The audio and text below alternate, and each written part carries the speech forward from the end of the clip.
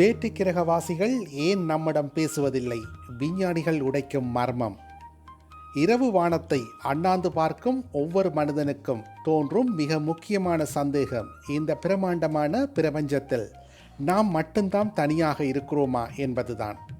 பல நூற்றாண்டுகளாக இந்த குழப்பத்திற்கு விடை தேடி மனித இனம் அலைந்து கொண்டிருக்கிறது.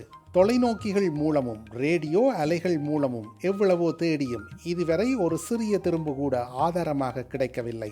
ஆனால் இப்போது நவீன அறிவியலின் வளர்ச்சியான செயற்கை நுண்ணறிவு எனப்படும் AI தொழில்நுட்பம் இந்த தேடலுக்கு புதிய நம்பிக்கையை அளித்துள்ளது. ஒருவேளை வேட்டு கிரகவாசிகள் நம்மை விட பல மடங்கு தொழில்நுட்பத்தில் வளர்ந்தவர்களாக இருந்தாலும் அவர்கள் ஏன் நம் கண்களில் படவில்லை என்பதற்கான விடையை இந்த தொழில்நுட்பம் மூலம் அறிய முற்படுகிறார்கள். புதிய சிந்தனைகள். நாம் இதுவரை வேட்டு கிரகவாசிகளை தேடும் முறை மிகவும் பழமையானது. அதாவது அவர்கள் ரேடியோ அலைகள் மூலம் பேசுவார்கள் என்று நாம் எதிர்பார்த்து காத்திருக்கிறோம். ஆனால் 1970களிலே சில விண்வெளி ஆய்வாளர்கள் ஒரு முக்கிய கருத்தை முன்வைத்தனர். ஒரு நாகரிகம் தொழில்நுட்பத்தில் வளரும் போது அவர்கள் தகவல் பரிமாற்றம் செய்யும் முறையும் மாறும். நாம் கடிதம் எழுதி கொண்டிருந்த காலத்தில் அவர்கள் மின்னஞ்சல் அனுப்பும் நிலைக்கு சென்றிருக்கலாம். அதுபோலவே வேட்டு கிரகவாசிகள் மனிதர்களுக்கு புரியாத அல்லது மனிதர்களால் கண்டுபிடிக்க முடியாத குவாண்டம் நெட்வொர்க் அல்லது நியூட்ரினோ துகள்கள் மூலம் பேசிக் கொண்டிருக்கலாம். இதனால் தான் அவர்களது சிக்னல்கள் நம் கருவிகளில் சிக்குவதில்லை. இவ்வளவு நட்சத்திரங்கள் மற்றும் கிரகங்கள் இருந்தும் ஏன் உயிரினங்களை கண்டுபிடிக்க முடியவில்லை என்று கேட்பதை ஹெபெர்மி பாரடாக்ஸ் என்று அழைப்பார்கள். இதற்கு விஞ்ஞானிகள் சொல்லும் புதிய பதில் மிகவும் ஆச்சரியமானது.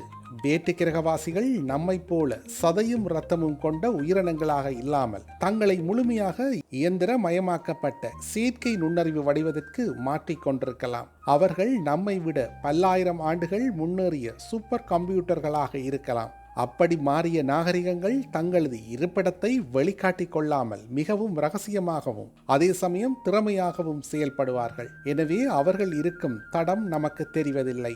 நமது தேடலில் உள்ள குறைபாடு.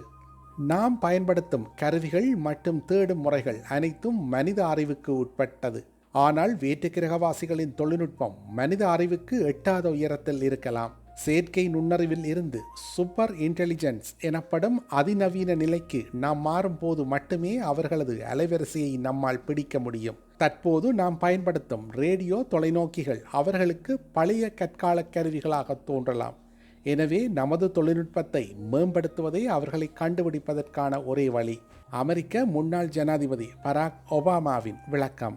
சமீபத்தில் ஒரு நேர்காணலில் பங்கேற்ற அமெரிக்க முன்னாள் ஜனாதிபதி பராக் ஒபாமா வேட்டு கிரகவாசிகள் இருப்பதற்கான வாய்ப்புகள் விண்வெளியில் இருந்தாலும் அவர்கள் பூமியை தொடர்பு கொண்டதற்கான எந்த ஒரு ஆதாரத்தையும் தான் பார்த்ததில்லை என்று விளக்கமளித்துள்ளார்.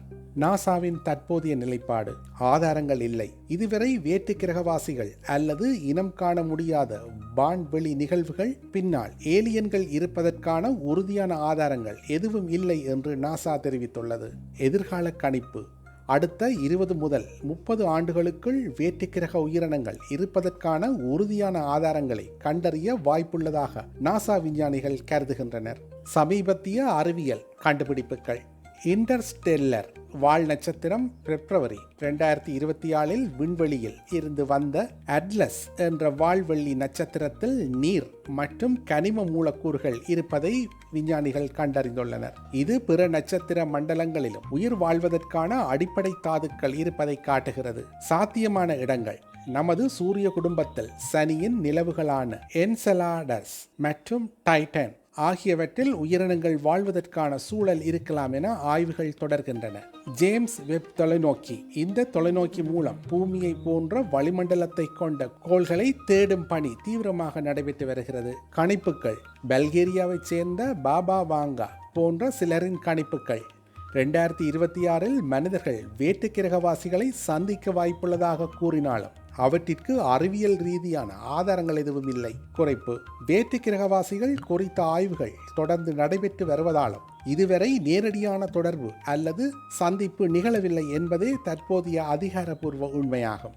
வேற்று கிரகவாசிகள் இல்லை என்று முடிவெடுப்பதை விட அவர்களை தேடும் அளவுக்கு நமது தொழில்நுட்பம் இன்னும் வளரவில்லை என்று நினைப்பதே சரியாக இருக்கும். செயற்கை நுண்ணறிவுத் துறையில் ஏற்படும் ஒவ்வொரு முன்னேற்றமும் பிரபஞ்சத்தின் இரகசிய கதவுகளை திறக்கும் சாவியாக அமைகிறது. நாம் தேடும் பதில் வெகு தொலைவில் இல்லை, ஆனால் அதை புரிந்து கொள்ளும் பக்குவம் மனித குலத்திற்கு வர வேண்டும். அதுவரை வானத்தை பார்த்து காத்திருப்பதை தவிர நமக்கு வேறு வழிகள் இல்லை. இன்றைய காலத்தில் ஸ்மார்ட் போன் என்பது நம் அனைவரது வாழ்விலும் மிக முக்கிய பங்கு வகிக்கிறது. ஸ்மார்ட் போன் இல்லாத வாழ்க்கையை இப்போது நம்மால் நினைத்து கூட பார்க்க முடியாது என்ற நிலைக்கு நாம் வந்துவிட்டோம். காலையில் எழுவது முதல் இரவு தூங்குவது வரை எல்லா நேரங்களிலும் இந்த ஸ்மார்ட் போன் நம் கைகளில் இருக்கிறது. மேலும் நமது அன்றாட செயற்பாடுகளை கட்டமைக்கும் எல்லா விதமான செயலிகளும் ஸ்மார்ட் போனில் வந்துவிட்டது. இதை பயன்படுத்தி இருக்கிற இடத்தில் இருந்து கொண்டே சகல விடயங்களையும் நாம் செய்து கொள்ளலாம். இப்படி பல விதங்களில் நமக்கு பயன்படும் ஸ்மார்ட் போன் திடீரென ஸ்லோவாக இயங்கினால் நமக்கு எப்படி இருக்கும்?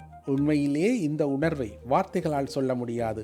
பயன்படுத்தி கொண்டிருக்கும் போதே மெதுவாக செயல்படுவது அல்லது ஹேங் ஆகி அப்படியே நிற்பது போன்றவற்றால் பல நேரங்களில் எரிச்சலடையும் நபராக நீங்கள் இருந்தால் அதை சரி செய்வதற்கான டிப்ஸ் இந்த பதிவில் பார்க்கலாம். உங்கள் போன் திடீரென ஸ்லோவாக இயங்குவது போல் தெரிந்தால் முதலில் நீங்கள் செய்ய வேண்டியது உங்கள் மொபைலை உடனடியாக ரீஸ்டார்ட் செய்யுங்கள். இதன் மூலமாக உங்கள் ஸ்மார்ட் போனில் உள்ள முதல் நிலை பிரச்சனைகள் அனைத்தும் சரியாகிவிடும். உங்கள் போன் ஸ்லோவாக இயங்கினால் அது லேட்டஸ்ட் அப்டேட்டில் இருக்கிறதா என சரிபாருங்கள். ஸ்மார்ட் போன்கள் லேட்டஸ்ட் அப்டேட்டில் இல்லாத போது ஸ்லோவாக இயங்கும் வாய்ப்புள்ளது. பழைய அப்டேட்டுகளில் உள்ள மெல்வேர்கள் காரணமாக ஸ்மார்ட் போன்களின் பெர்ஃபார்மன்ஸ் குறையும். அடுத்ததாக உங்கள் ஸ்மார்ட் போனில் ஸ்டோரேஜ் ஃபுல்லாகி விட்டதா என பாருங்கள். ஸ்மார்ட் போனில் ஸ்டோரேஜ் நிறைந்து விட்டாலும் சாதனத்தின் இயக்கம் குறையும். முடிந்தவரை தேவையற்ற ஃபைல்களை டெலீட் செய்து விடுங்கள். குறைந்தது 40% ஸ்டோரேஜை எப்போதும் காலியாக வைத்திருங்கள்.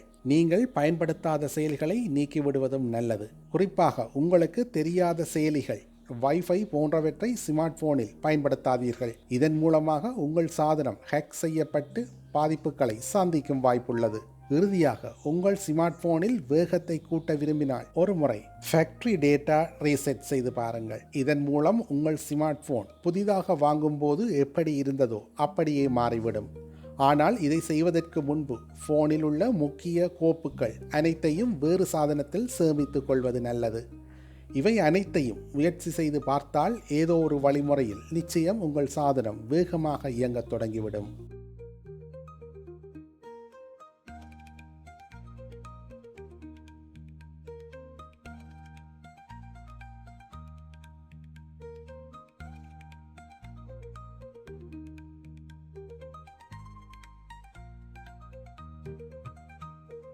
செய்திகளை உடனுக்குடன் தெரிந்து கொள்ள உடனே சப்ஸ்கிரைப் செய்து பெல் பட்டனை கிளிக் பண்ணவும்.